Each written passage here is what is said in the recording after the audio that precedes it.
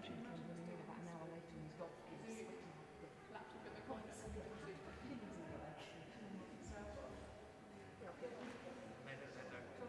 Yeah, go on. That's the one. You can't tell me. And they never come to us with the No, the bone goes over. So when that is first done, you can feel it just before the top of the screw head, you can feel where it gets smaller because it's sticking out quite hard. So do they tell you don't use that? He repaired it so that I could if I wanted to. But You took the decision to do it. I wouldn't know because I was going to have again. I can't afford another. Can't afford to do it. I do, funny enough, I work for sport, which is sport magazine, and I did a piece. Yeah. So I did a piece on this in Birmingham. So I've joined them. Yeah. Apart from having all my ones, like all just beeline stretches. Just like that. Lovely guys. Most of them can't play. But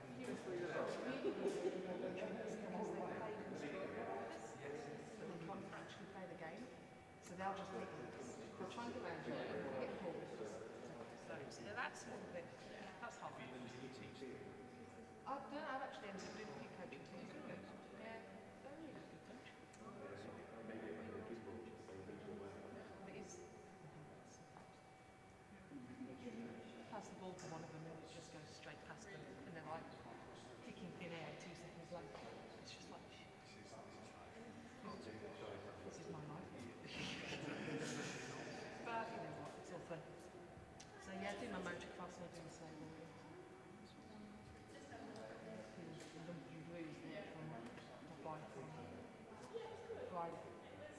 My bike ride up this steep muddy bank. It was fine, not a problem, but then when I tried to kickstart it, it slid in the mud. And I went over, went on it. Left my bike up and kicked it, swore it a few times. Gave it to my mate, so I'm sitting again. So I'm getting a new bike. I'll have one of the they train me. So they're just picking out the electric start in a few days. It's the only thing they've not done for 2 years. All kickstart. So electric start. Oh, is it? Yeah, it will be. Because, like, if you think about clinics, they're really hard. So they've got to get over the obstacles. So when I'm on a motorbike, I'm literally like that. I can't touch the floor with both feet upwards. Really? So you've got to balance like that, and you've got to kickstart all the way up here. This is my bad foot as well. You've got to kick it over. 5 minutes.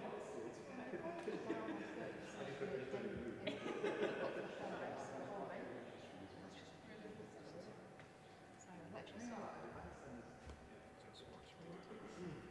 Can't wait.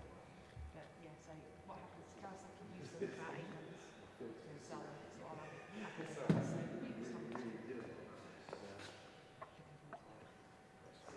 but I'll just borrow their bikes until then.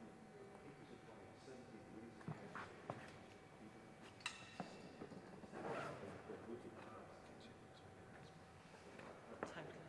Yeah. Yeah. I don't know, do you think they're going to bring him in on a forklift? He did drive one through there. Get Brexit done. What, on purpose? You never really know with him, was it an accident? What, because it? Well, I'm sure. I'll just never go over that. I wouldn't be tackling the kid and getting stuck music on. Come on. No, he's just saying, don't worry about it.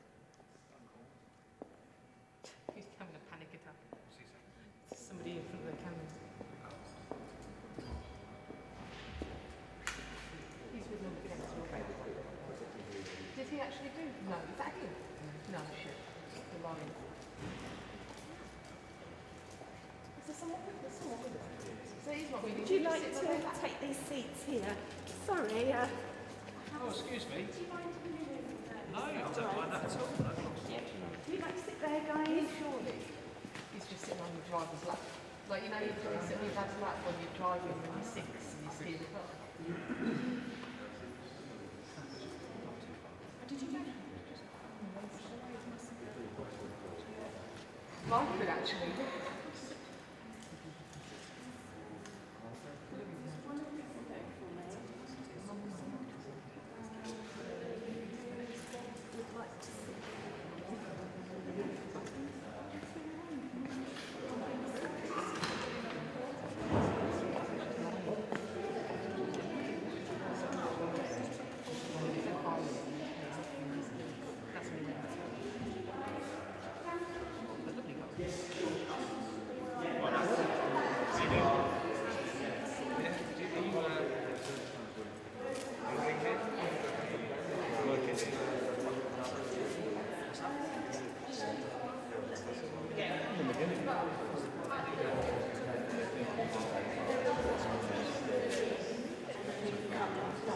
Excuse me. So my director's just having like a little panic attack in case you step on my camera. Just to make you aware of that. Yeah, do you want me to... Just where you are there. Is that better? Yeah, that's perfect That's to better. be honest, but I do appreciate you might need to move just if I do tap you. Tap me, I'll know what to do. All right. You're an angel, thank you. How are you doing? Yes, Sam, thank you. Oh, good. So roughly, 11, 11 and 5. Yeah. I give you a couple. And what kind of entrance is he making? Is he going to kind of use Through the back. not a wingsuit or on the forklift or on a space hopper? You're missing a trick here. Come on. No, I'm laughing inside. I'll be relaxed when this all happens. Just like what? Space hopper. Sorry. Love the man. Entertainment value is brilliant. Just like they're doing now. Yeah, just walking under his own steam.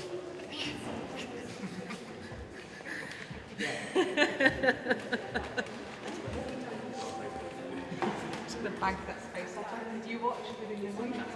See on TV?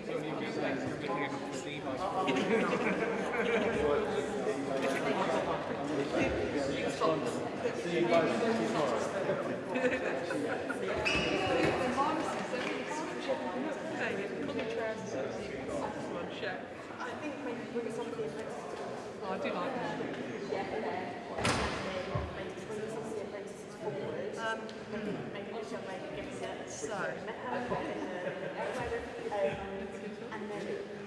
So what she said 10-15 minutes before we zoomed in. Yeah, she said Yeah, I've got to change battery, you see, so I just need to make sure I did share it. I did. I said. Get some pictures of me. Stills. Nobody needs to be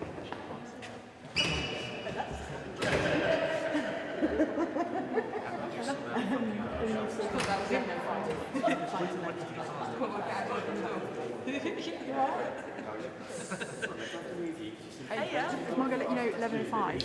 Yeah, a little bit late. Yeah, that's fine. She's going to give me a 5-minute notice so I can change my battery. Fab. Perfect. Great. Thank you. On a space hopper, yeah?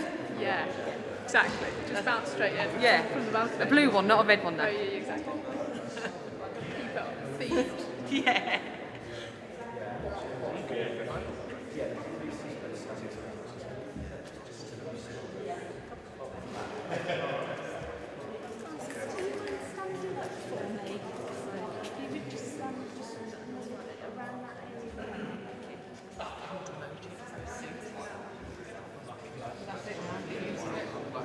First lesson in life, you've been demoted.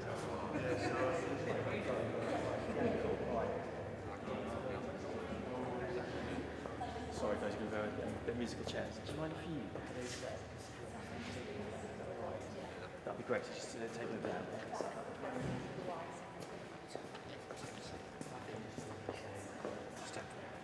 Yeah.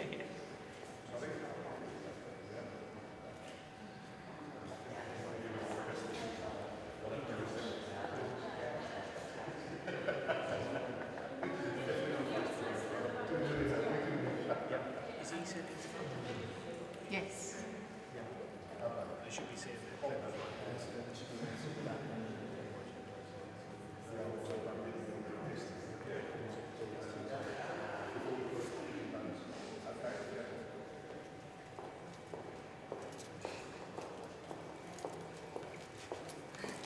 Oh, that's just temporarily. Okay.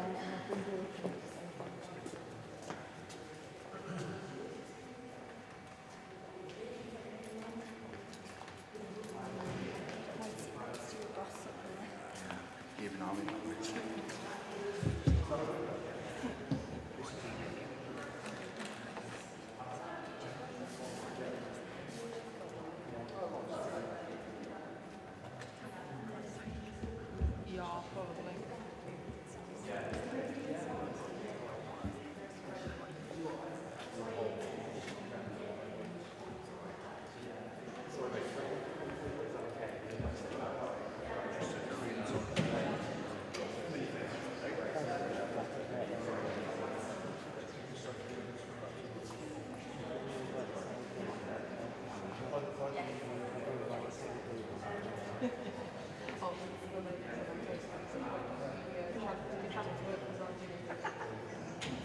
Yep, it's glorious outside. You were born in 89.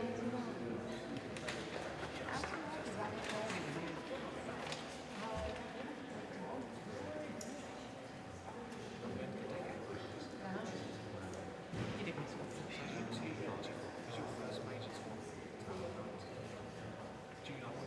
When was Mexico?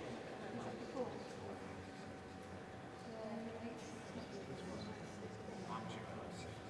Didn't get to football for like that. I did start playing for about 18. Family not football orientated.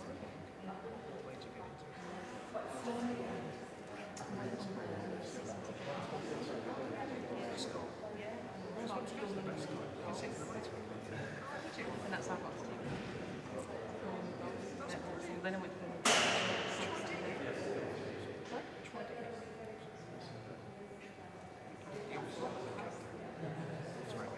No, I don't know the name.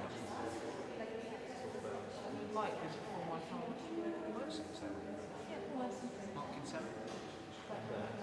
I've got a ball. Scored with him 4-1 win over the Baggies. He was throws it out. He came off the gantry, so she told me to.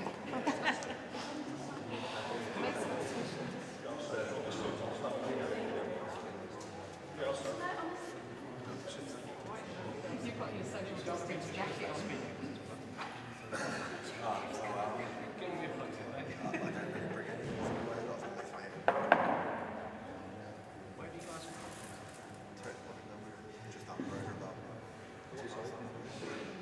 We own the house.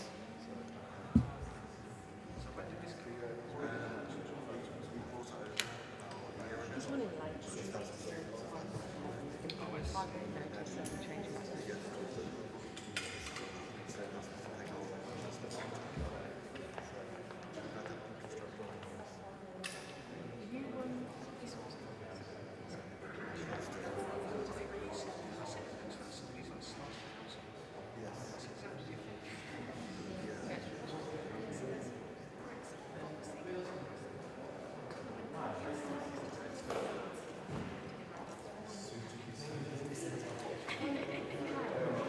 Are you feeling old enough to stand on check my baby?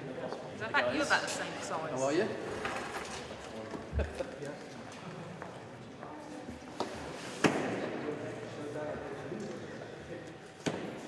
Yep, thank you.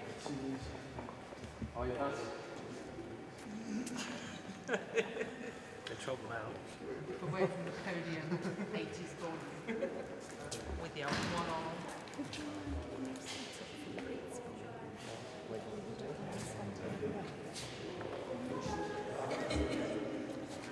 Oh, thank you. Oh, it kicked you out of your chair. Thank you very much. That's very You worked at London? Yes.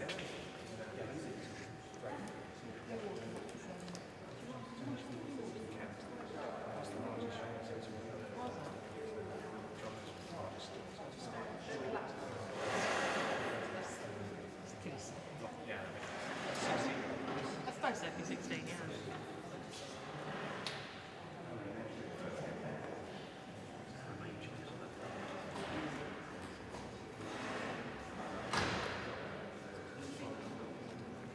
No.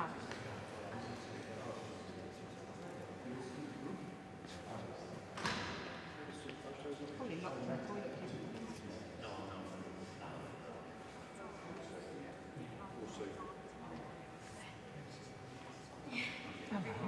Hello, Bill, you all right? Yeah, I'm alright. Yeah. Yeah, fine, thank you. Thanks for all your accommodation on this. We're taking the buttons down. Oh, no, no. 11:05. He's still 11:05. Yeah, I will give you a heads up. Yeah. Are so I we need still to change happy back. to take it slightly? Are we still happy to take it a bit wide? Yeah. So look. Can we take it a tiny bit wider? It's just because you know there's the Brittany's banner at the bottom. Yeah. It won't So- be going to build. Once he's still. Yeah. A tiny bit more would be fantastic. Thank you. Just for you. But in return, we want that space hopper next time. Right. Space hopper next time, okay? Yeah, yeah. In terms of time, we hopefully got the first substantial order of the business, so it's not put some beats on the page in terms of people. That's good for you.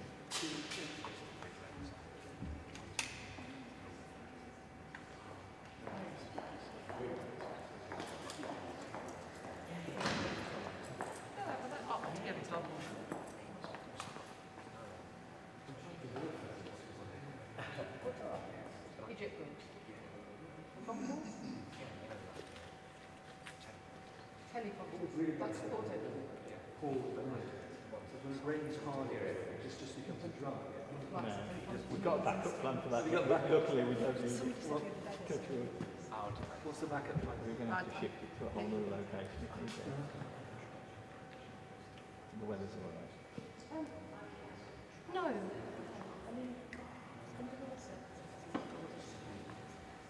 really makes no odds. That you just say that Astons don't go into the results.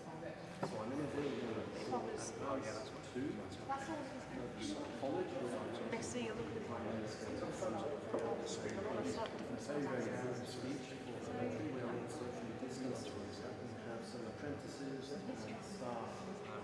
but to be absolutely honest,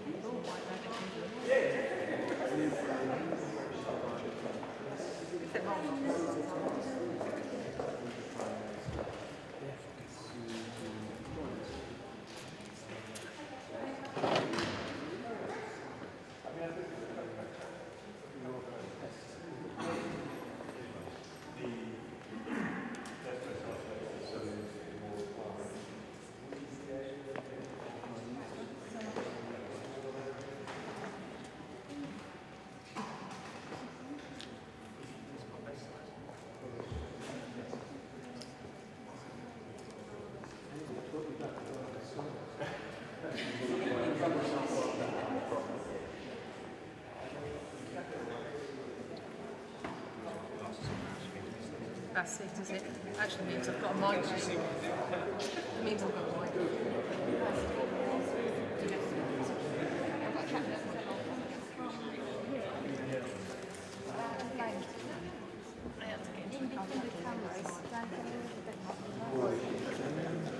So let's check the main camera. I think so. Wendy, where can Paul is a photographer for this? If he stands, I'll just crouch there, just for a little bit. You're like the tallest person in the room. I know, but I've got a small crouch. You've got a small crouch. I'm only going to be there for a few minutes. Yeah, that's fine, love. But I'm going to go there. Just be and then upstairs really and then come back. super careful, though. yeah. I'll let you do this.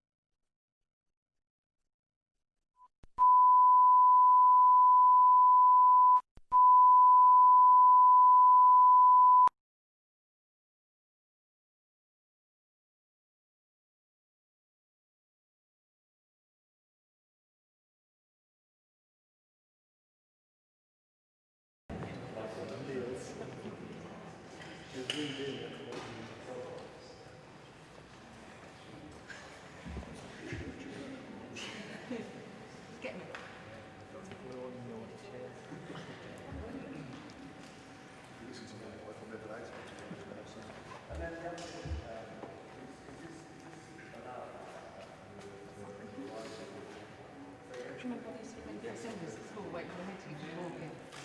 I like that.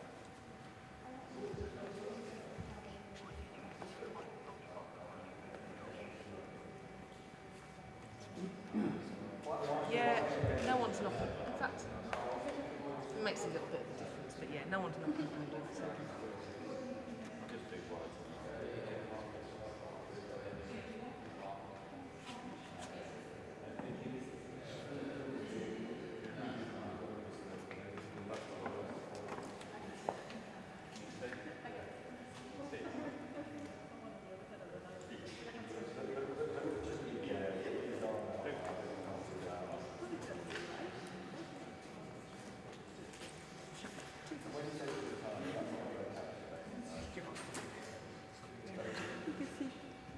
Turn the screen around, so when you're in front of it you look, but obviously then you want my face on camera.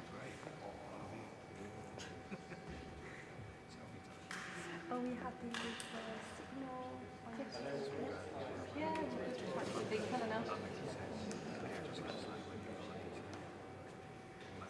it should be 11:05, but I will give you a 2-minute heads up. Cool. I mean, don't say 2 minutes and 5 minutes.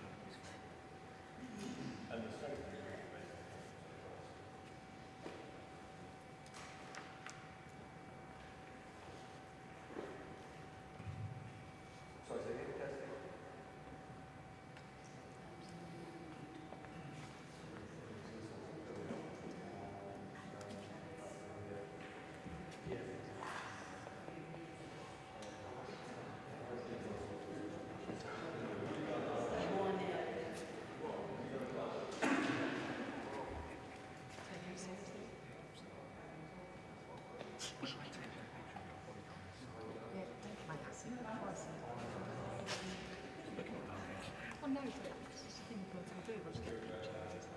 I'll get loads of photos. You can choose your favourites. It's really good at insensitive facts and photos of guys. Just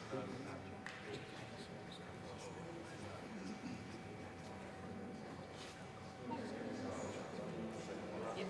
I mean,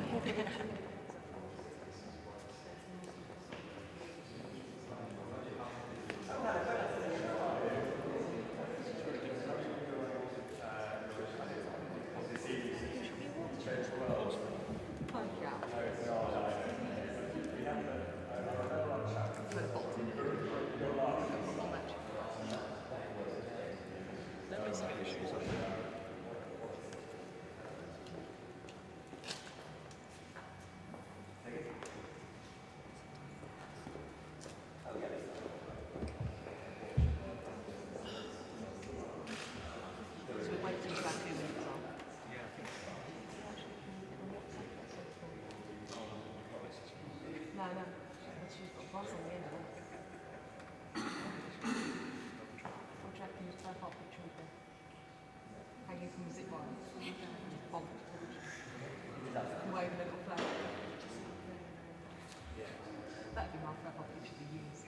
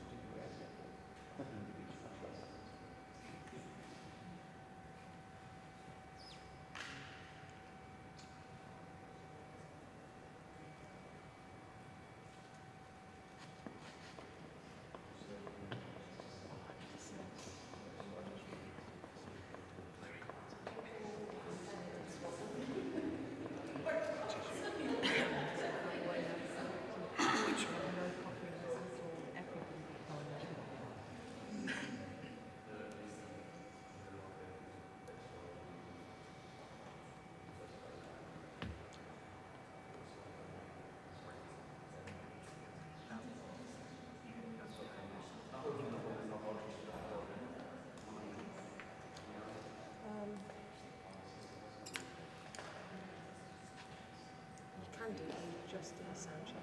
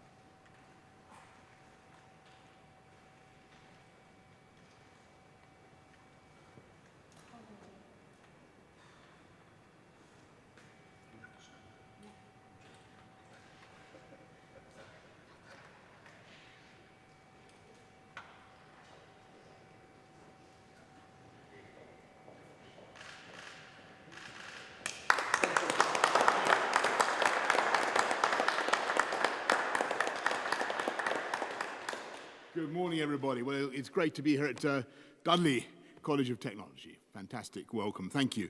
And it may seem a bit premature to make a speech now about Britain after COVID, when that deceptively nasty disease is still rampant in other countries and when global case numbers are growing fast, and when many in this country are nervous, rightly, about more outbreaks, whether national or local, like the flare-up in Leicester. Whereas I promise we're putting on the brakes, and I thank the people of Leicester for their forbearance. And yet we cannot continue simply to be prisoners of this crisis. We're preparing now, slowly, cautiously, to come out of hibernation, and I believe it's absolutely vital for us to set out the way ahead so that everyone can think and plan for the future, short, medium, and long term. Because if the COVID crisis has taught us one thing, it's that this country needs to be ready for what may be coming, and we need to be able to move with levels of energy and speed that we have not needed for generations. And I know that there are plenty of things that people will say, and we got wrong. And we owe that discussion and that honesty to the tens of thousands who have died before their time, to the families who have lost loved ones. And of course there must be time to learn the lessons, and we will. But I also know that some things went right, and emphatically right. And I think of the speed and efficiency with which we put up the Nightingales, 10 days for a hospital. I think of the drive and inventiveness of the British companies who rose to the ventilator challenge with 3 brand new production lines called into being within the space of 8 weeks, with a new model of ventilator developed in March and granted regulatory approval in weeks, and 9,500 of them now made. I pay tribute to the pace at which Oxford University managed to perform the trials for dexamethasone, the world's first demonstrably life-saving treatment for the disease. I'm in awe of the problem-crunching fury with which HMRC and the Treasury created the furlough scheme and all the other means of support. World-leading standards of protection for jobs and incomes set up in a matter of days. There were brilliant and determined individuals who more than rose to the challenge of this crisis. There were thousands and thousands who put their hearts and souls into it. And yet our debt is not just to them, it's not just even to the devotion and the love of the NHS and the care workers who saved so many lives, including my own. There was one big reason, in the end, that we were able to avert a far worse disaster, and that was because the whole of society came together to make a sacrifice on behalf of those who might be particularly vulnerable, particularly the elderly. We all knew when we went into lockdown that there would be huge economic costs, and we could see what would happen, and yet we did it. The United Kingdom, in a display of solidarity not seen since the Second World War. And so today, we must combine that energy and drive with that concentrated burst of collective willpower that protected the NHS and controlled the virus and saved literally hundreds of thousands of lives. And we must work fast, because we've already seen the vertiginous drop in GDP, and we know that people are worried now about their jobs and their businesses, and we're waiting as if between the flash of lightning and the thunderclap, with our hearts in our mouths, for the full economic reverberations to appear. And so we must use this moment now, this interval, to plan our response and to fix, of course, the problems that were most brutally illuminated in that COVID lightning flash. The problems in our social care system, the parts of government that seemed to respond so sluggishly, so that sometimes it seemed like that recurring bad dream when you're telling your feet to run and your feet won't move. And yet we must also go further and realize that if we are to recover fully, if we're to deal with the coming economic aftershock, then this COVID crisis is also the moment to address the problems in our country that we have failed to tackle for decades. Because it's one of the most extraordinary features of the UK, in so many ways the greatest place on earth, that we tolerate such yawning gaps between the best and the rest. We have some of the best and most productive companies in the world, and yet we are not as nationally productive as many of our global competitors. We have the world's most brilliant medical minds, the world's best pharmaceutical companies. Our doctors, our treatments are the best in the world. And yet we have so many millions who have to wait for too long to see their GP, even before the new waiting lists produced by the crisis. We have umpteen fantastic, globally outstanding universities. And yet too many degree courses are not now delivering value, and for a century we've failed to invest enough in further education and give young people the practical training and further education they need. We have a capital city. London was, is, will be, in so many ways, the capital of the world. Great respect to Andy. Theatre, finance, tech, restaurants, you name it. London leads the world. And yet too many parts of our amazing country have felt left behind neglected, unloved, as though someone had taken a strategic decision that their fate did not matter as much as the metropolis. So I want you to know that this government not only has a vision to change this country for the better, we have a mission to unite and to level up. And it's the mission on which we were elected last year, and we have a plan.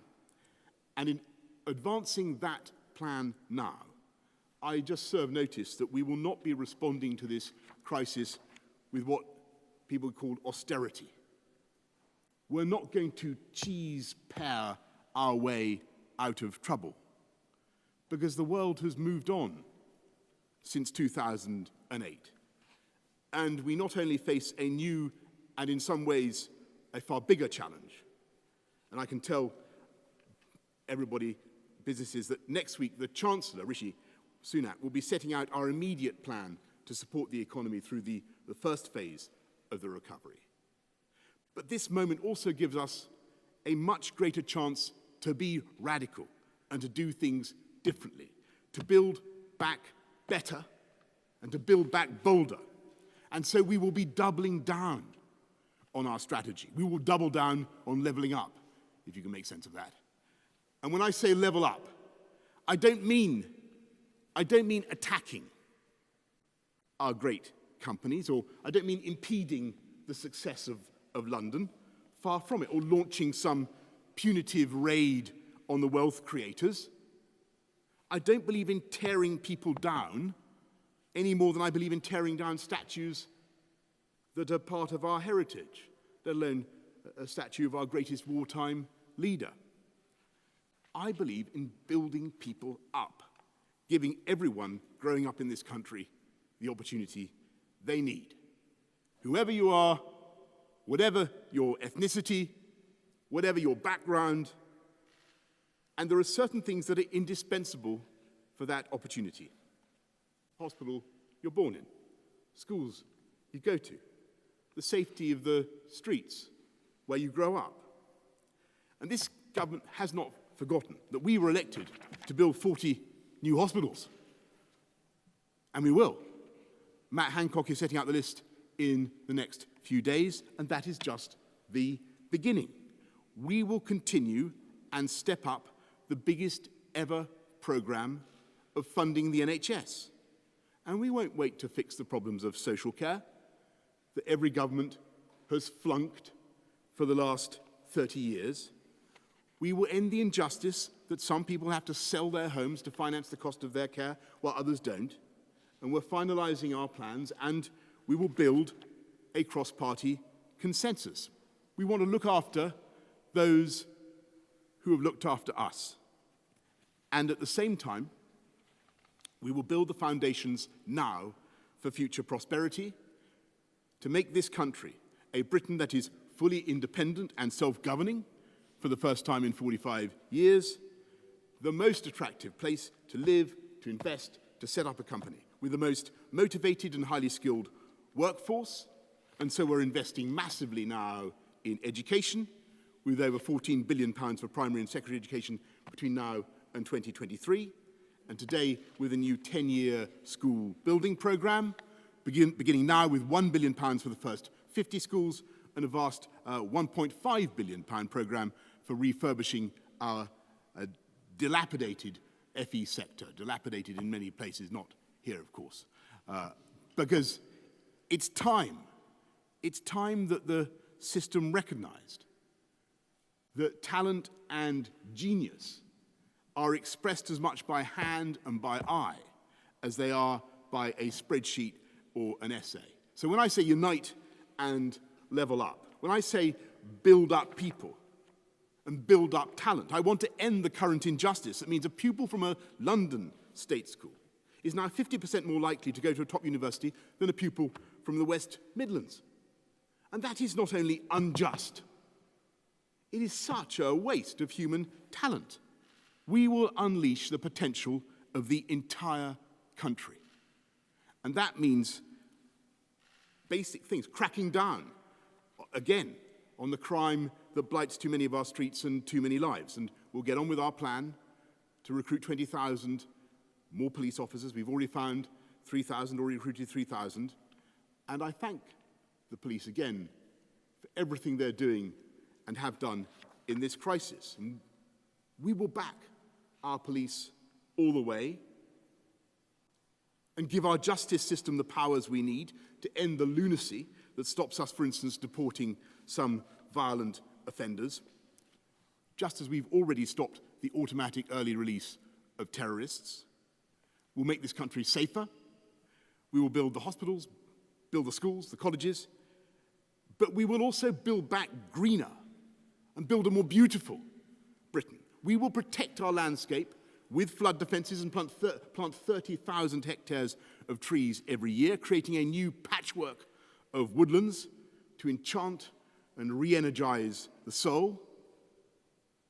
And in those towns that feel left behind, we have plans to invest in their centres, new academy schools, new green buses, new broadband, and we want to make them places where people have the confidence to stay, to raise their families, to start businesses, and not to feel that all the action is in the cities or in the metropolis. And yet, I don't think that this crisis has ended the desire or the need to move around swiftly and efficiently. We've all, or many of us, been learning the wonders of Zoom and MS Teams and the pleasure of muting and unmuting our colleagues at key moments. But we still need to travel. And more than ever, the time has come when we must unite and level up in the most basic way possible, not just with HS2 and Northern Powerhouse Rail, but with better roads, better rail all round, unlocking the central Manchester bottleneck that delays services across the north, 4,000 brand new zero-carbon buses, a massive new plan for cycleways across the country, and we will build and rebuild those vital connections to every part of the UK, because now is the moment to strengthen that incredible partnership between England, Scotland, Wales, and Northern Ireland. And I know that sometimes people have played up the legitimate variations in response between the devolved administrations. But when you look at the whole effort, you can see the absolutely vital role of that union and that partnership. It is our fantastic UK armed services that have played such a crucial role in this crisis, running the test centres, building the hospitals, transporting people from the Shetlands to the right COVID wards. It was the might of the United Kingdom Treasury that set up that furlough scheme in all corners of the country, sent massive and immediate extra funding to all four parts of the UK. So I think the union has more than showed its worth. And a prosperous and united kingdom must also be a connected kingdom. And that's why we're now accelerating projects from the southwest to the northeast, from Wales to Scotland to Northern Ireland, and to drive economic growth in all parts of the country. I can say that we will carry out a study of all future road, rail, air, and cross-sea links between all our four parts of the UK. When did a government first promise to dual the A1 to Scotland? Well, I tell you, it was 1992. This government is going to get on and do it. And it is this infrastructure revolution that will allow us also to end that other chronic failure of the British state, decade after decade in which we have failed to build enough homes. We will build fantastic new homes on brownfield sites and other areas that with better transport and other infrastructure could frankly be suitable and right for development. And we will address that intergenerational injustice and help young people get on the housing ladder in the way that their parents and grandparents could. And it's to galvanise this whole process that this government will shortly bring forward the most radical reforms, the most radical reforms of our planning system since the end of the Second World War. Yes, we will insist on beautiful low-carbon homes like this one. But COVID has taught us the cost of delay. Why do larger procurement projects take 80% longer in the UK than in Germany? Why are UK capital costs typically between 10 and 30% higher than other European projects? Why is HS2, transformational though it will be, going to cost us the equivalent of the GDP of Sri Lanka? Why are we so slow at building homes by comparison with other European countries? In 2018, we built 2.25 homes per 1,000 people. Germany managed 3.6, Netherlands 3.8, France 6.8. I'll tell you why. Because time is money. And the newt counting delays in our system are a massive drag on the productivity and the prosperity of this country. So we will build better and build greener, but we will also build faster. And that's why the Chancellor and I have set up Project Speed to scythe through red tape and get things done. And with every home we make, every mile of full fibre broadband that we lay, every flood-defending culvert that we dig, with every railway station, hospital or school that we build, we will of course be tackling the next wave of this crisis by helping to create thousands of high-paid, high-skilled jobs. Because we know in our hearts that the furloughing cannot go on forever. And as the economy recovers, we also know that jobs that many people had in January are also not coming back, or at least not in that form. And we know that that's the biggest and most immediate economic challenge that we face. And so we will also offer an opportunity guarantee so that every young person has the chance of an apprenticeship or an in-work placement so that they maintain the skills and confidence they need to find the job that is right for them. I'm conscious, as I say all this, that it sounds like a prodigious amount of government intervention. It sounds like a New Deal. And all I can say is, if that is so, then that is how it's meant to sound and how it's meant to be. Because that is what the times demand.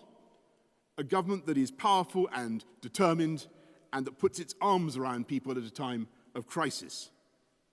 That tackles homelessness, the inequalities that drive people to food banks.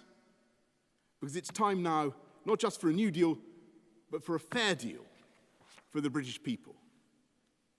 And we can do all this now, partly because of the prudent management of the economy in the last 10 years, but also because we're planning to invest now when the cost of borrowing allows it and when the returns are greatest. Because that is the way, both now and in the medium term, to drive the growth, to fuel the animal spirits and the long-term business investment on which our future prosperity depends. My friends, I am not a communist. I believe it is also the job of government to create the conditions for free market enterprise. And yes, of course, we clap for our NHS.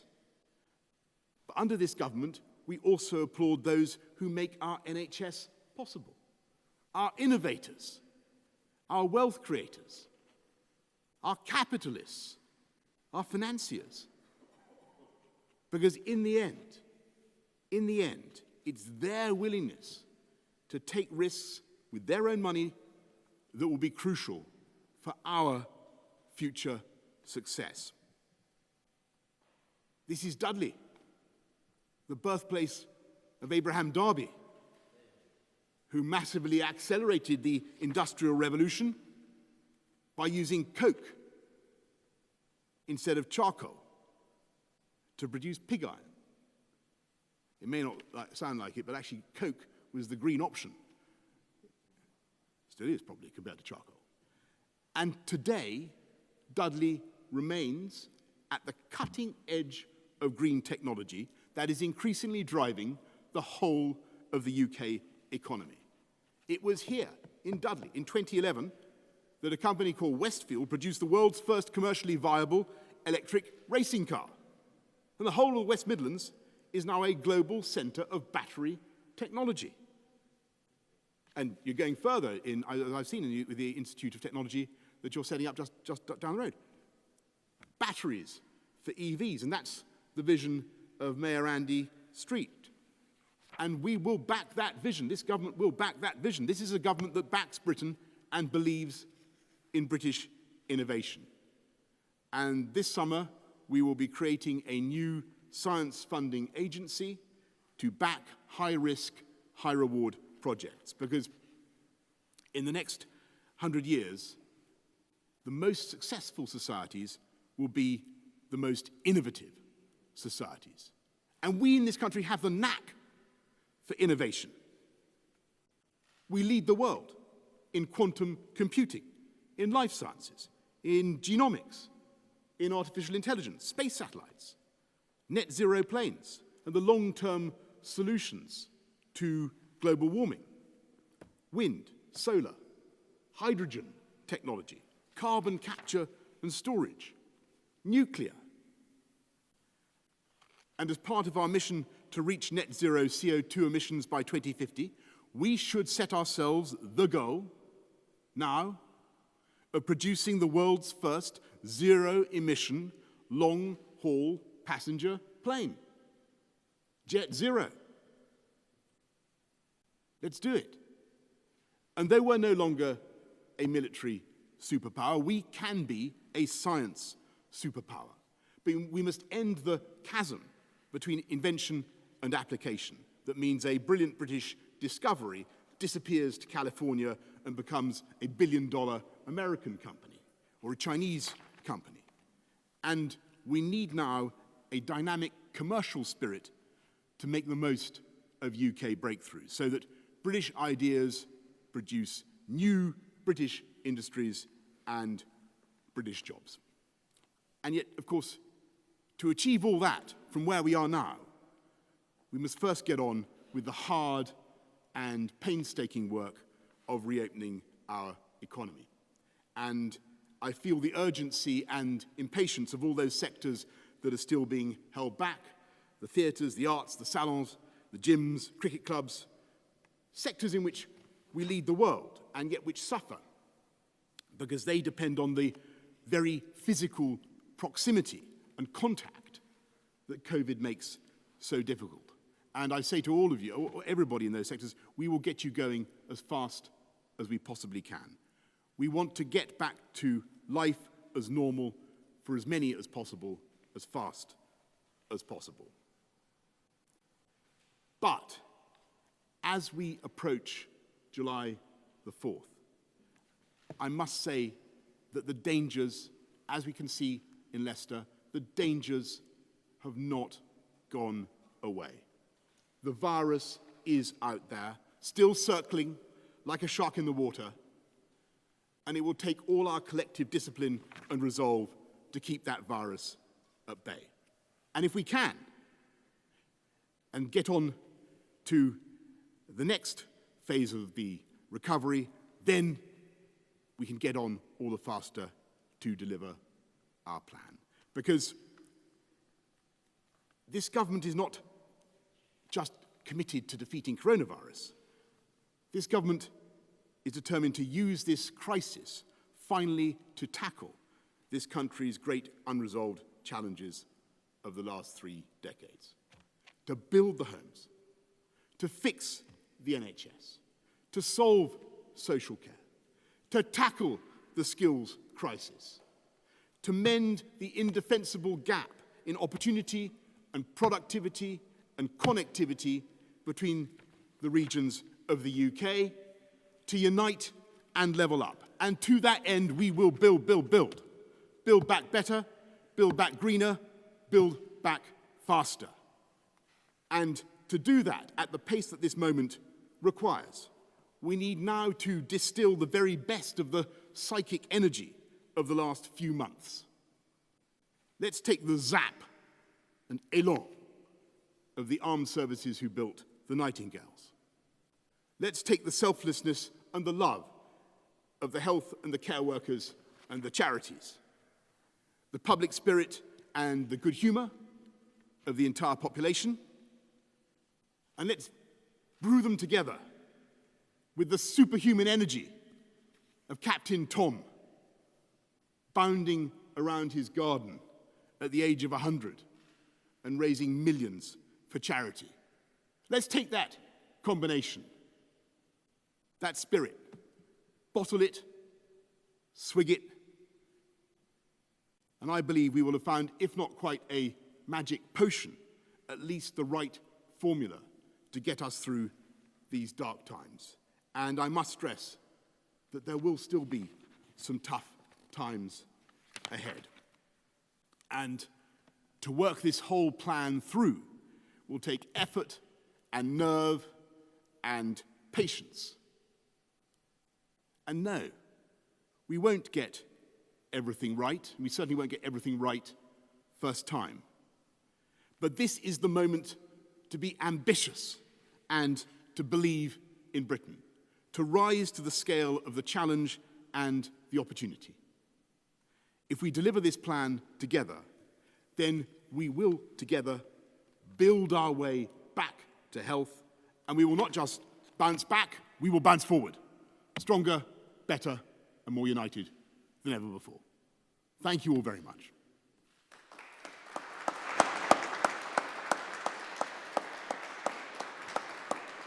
Thank you so much.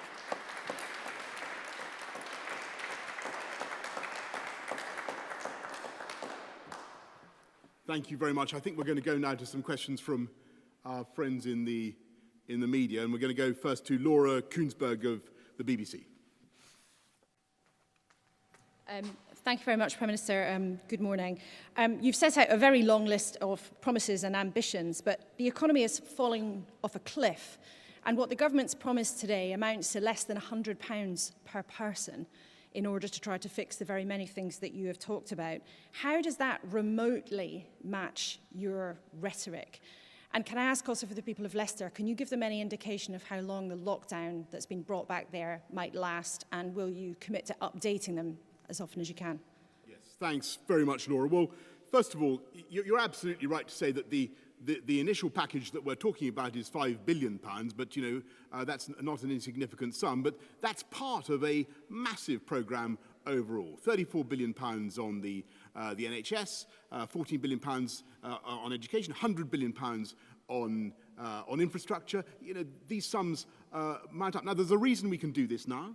As I say, we've managed the economy prudently. It's the right time to borrow. But what we're saying is that this is the moment to make that big, long-term stake, that backing of Britain, because that will deliver the long-term productivity gains, the gains that will in the end deliver the tax revenues that, of course, we're going to need down the line. We can balance this over the cycle, but we must make the investment now. That is the right way forward. And on Leicester, let me just say that obviously we will be in constant communication with the authorities in Leicester, but also monitoring it nationally and ensuring that, as and when the data changes and the situation improves, then we will take steps to ease the measures that we've had to enforce. But I think most people across the country do understand and do remember that as we come out of this, I always said there were going to be local flare-ups and that we would deal with them locally, and that's what we're doing in Leicester, and we'll do it elsewhere. It worked in places like Ashford or Weston-super-Mare. In Leicester, it's got out more into the community, and we need to take the steps that we have. Can I just pick you up there on the economy? What you're announcing is largely an acceleration of what was already in your manifesto. So you're trying to say to people today that COVID has changed what you want to do and changed your level of your ambition, but it looks like basically a speeded up version of what you promised back in the autumn. Well, hang on. Let me just focus on that word speeded up, Laura, because that's the thing, and that's right.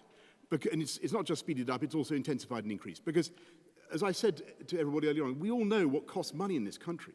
It's the delay.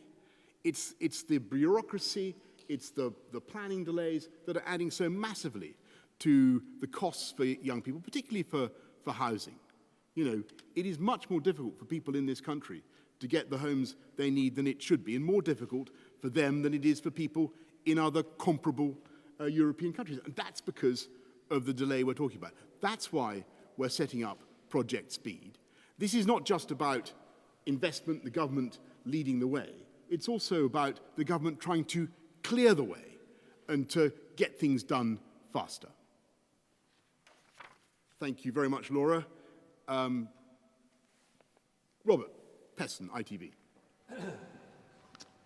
Hello, Prime Minister. To quote the Bank of England,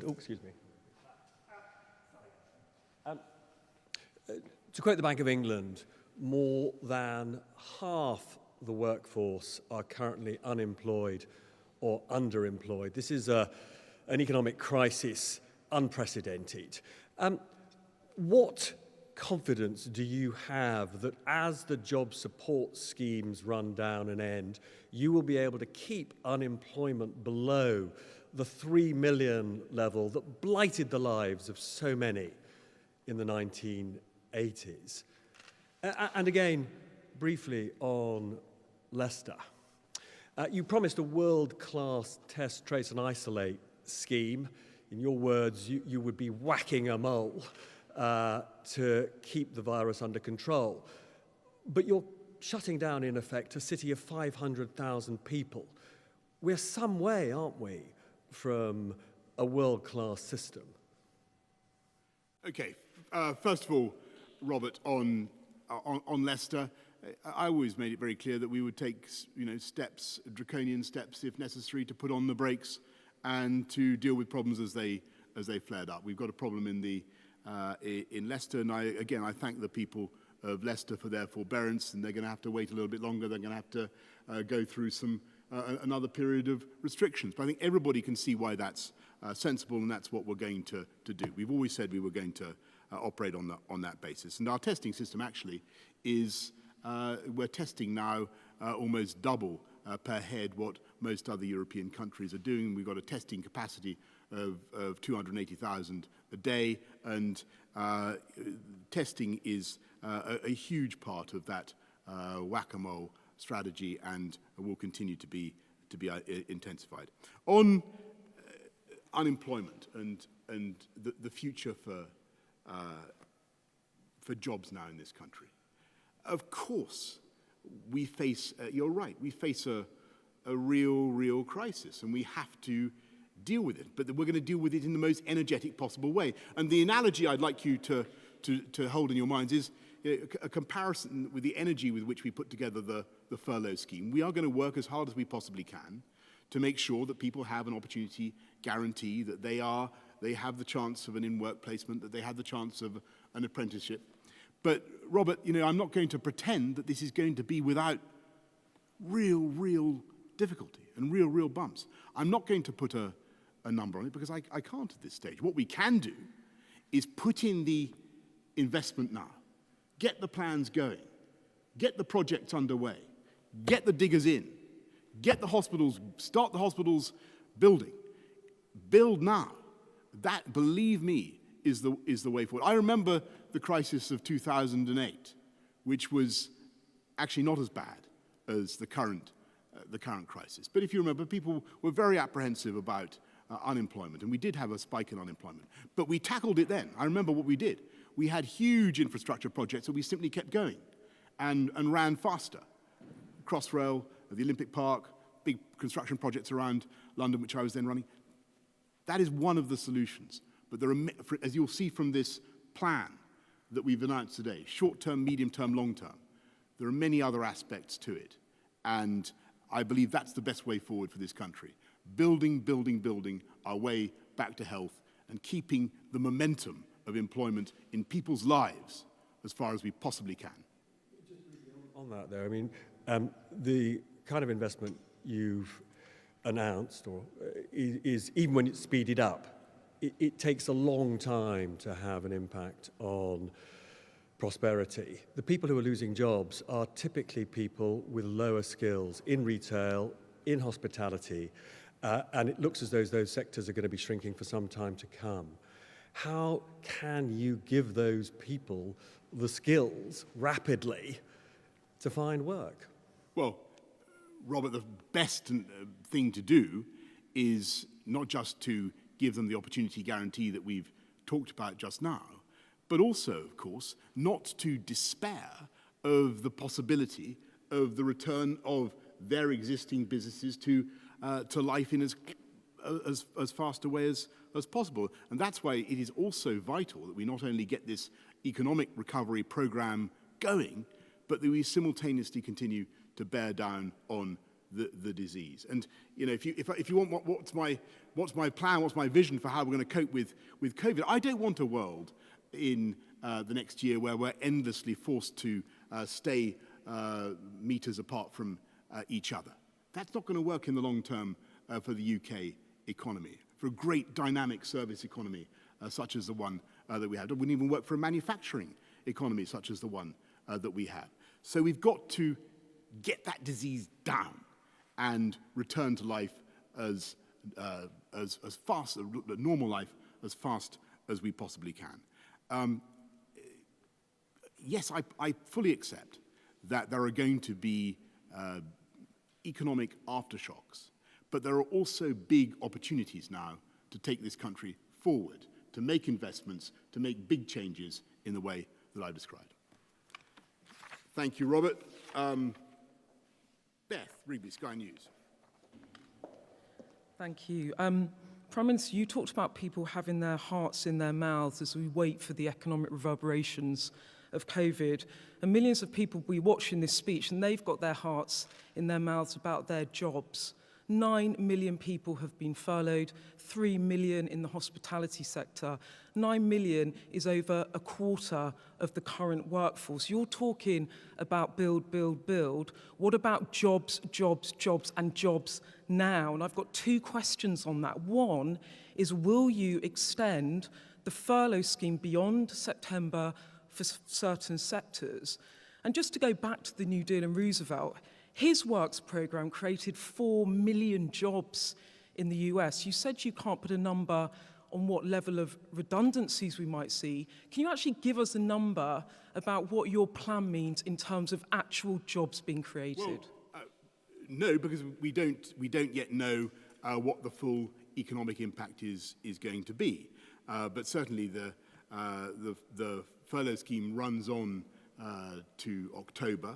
And we will do everything we can to get this economy moving. And I think what we've set out is the most radical, boldest, and most ambitious vision for investment in the infrastructure and the public services of this country that I can think of in my political lifetime. But it's also the building of the platform. This is the crucial thing. It's the building of the platform, the bedrock for the private sector, with all its ingenuity, to invest and to come up with new jobs and new businesses. And so this is a program for jobs, jobs, jobs, because it's by building our infrastructure, building our schools, building our hospitals, building back better, bolder and greener, that we will get the jobs that this nation needs. And that's our strategy. But if you can't reopen the economy, and Leicester is a worrying sign, will you protect people's jobs? Or are you saying to those people furloughed, are you saying to those 3 million people working in hospitality, I'm sorry, but you might just lose your jobs? Well, I just return you to what I said to Robert. Our ambition is to try to get back as fast as we possibly can to a world in which the UK's dynamic, unbelievably creative and attractive service economy is able to operate again in a way that creates jobs. And that's what we hope to do. But In the meantime, here's a massive program to start us up and get us moving. And I think it will make a huge difference. But we will keep it under constant review. And if we have to go further, believe me, we certainly will. And just one quick follow-up. You talked about the opportunity guarantee. In your manifesto, you had a tax guarantee. You had a tax guarantee that said to voters, no tax increases of national insurance, income tax, VAT. But Roosevelt himself had to tax the wealthy for everyone to do their bit to rebuild the US economy. Are you saying to people today that part of your real build will involve tax rises for those that can afford it? The manifesto promises are redundant now, aren't they? I think you should really wait to see what the Chancellor has to say in the course of the next few weeks and months. But I remain absolutely determined to ensure that the tax burden, insofar as we possibly can, is reasonable, and that we continue to be a dynamic, competitive, open market economy. And I think that's what people will want to see. But on fiscal matters, you're not going to tempt me, Beth, now to make any further comment. You'll have to wait for Rishi to speak later on. Okay, thank you so much. Thank you. Pippa Crerar. Hello, Prime Minister. Pippa Crerar from the Daily Mirror. Following on from Robert and Beth's questions, many workers and businesses are already struggling really quite badly after 3 months of lockdown. Can you promise extra support for those who may have to withstand a second period of lockdown, for example, in places like Leicester? And you've repeatedly throughout this crisis praised the public sector. So can you rule out a pay freeze for them and perhaps even go further and set out any signs of a new pay settlement? Well, thanks, Pippa. Look, I think this country can be immensely proud of the way we've stepped up and put our arms around the workforce. 11 million people have received support, employed or self-employed, 11.5 million, I think. £22 billion on the furlough scheme alone, 26 billion in bounce-back loans, huge sums in grants have gone out of the Treasury at incredible speed. And of course, we will keep under constant review what's happening in places like Leicester to ensure that people don't get penalised for doing the right thing. And I can't remember your final point, Pippa. Sorry, thank you. Well, there will, of course, we'll be looking at the independent public sector pay review body and seeing what they say. But I'm very proud, for instance, that under this government we've had a 12.5% increase in pay for nurses alone since 2018. We believe in that. We believe in that investment. This government's making the biggest ever investment in the NHS. Starting salary for teachers, we're putting at £30,000. This is a very, very ambitious government that believes in investing in public services. Can I just also ask very quickly on behalf of some colleagues that weren't able to be here? China's passed a draconian security law giving powers over Hong Kong, which obviously deepens fears over the city's freedoms. Your Foreign Secretary said that it cannot be business as usual anyway with China after the COVID crisis.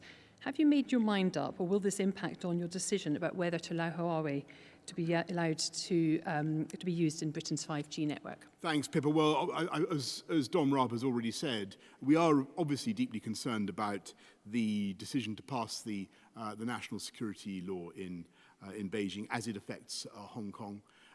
We will be looking at the law very carefully. We will want to scrutinise it properly to understand whether it's in conflict with the joint declaration between the UK and China. And we'll be setting out our response in due course. You'll have heard what I've already said, Pippa, about our duty to the BNOs in Hong Kong. And on Huawei and other matters, the position is very, very simple. Look, I'm not going to get it drawn into Sinophobia because I'm not a Sinophobe. On the other hand, I do want to see our critical national infrastructure properly protected from vendors, hostile state vendors. So we need to strike that balance, and that's what we'll do. Thank you very much. Thank you. can we go to Jason Groves, Daily Mail? Thanks, Prime Minister. It sounds like quite a lot of gloopy public spending. When are we going to, gloopy, when are we going to hear about the kind of tax cuts and incentives for entrepreneurs we've expected from Tory administrations in the past? Or are you more sort of Gordon Brown than Margaret Thatcher now? And can I ask on planning, it sounds like the Newts are going to get it.